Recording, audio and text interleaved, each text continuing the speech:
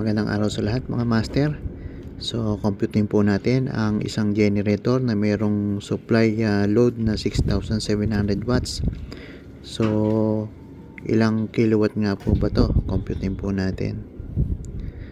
So, 6,700 divide po natin ang 1,000. Ang magiging sagot po natin dyan ay 6.7 kilowatt.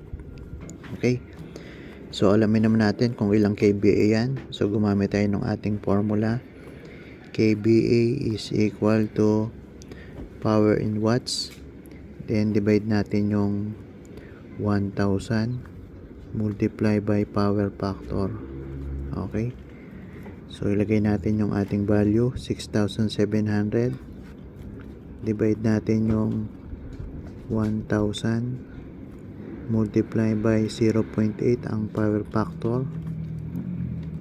So 6,700 divide natin yung makuha nating sagot doon na 800.